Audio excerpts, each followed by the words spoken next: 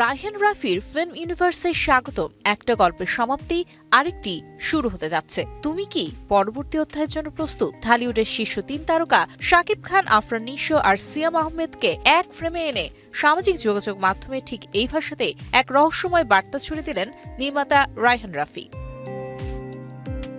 রাফির এই পোস্টের আগুনে ঘি ঢাললেন খোদ আফরান নিশো।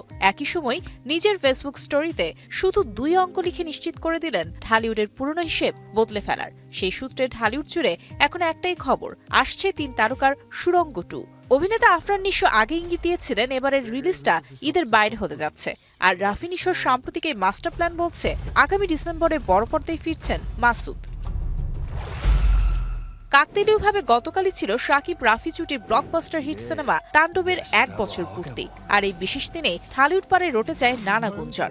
এর আগে কাস্টিং নিয়ে তারকাদের ভেতরের চাপা দ্বন্দ্বের খবর ছড়ালেও রাফি তার পোস্টে পরিষ্কার জানিয়ে দিয়েছেন সবই গুজব, তারা আগের চেয়েও আরও বেশি শক্তিশালী।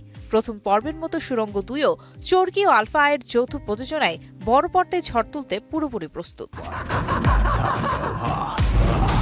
তবে রাফির পোস্টের আসল টুইস্ট লুকিয়ে আছে অন্য জায়গায়। শাকিব খানকে নিয়ে তাণ্ডব আর নিশোকে নিয়ে সুড়ঙ্গর মেগা সাকসেসের পর এবার রাফির ফিল্ম ইউনিভার্সে এন্ট্রি নিচ্ছেন সিয়াম আহমেদ। রাফির ক্যাপশনের সেই নতুন শুরু কি তবে সিয়ামকে ঘিরেই?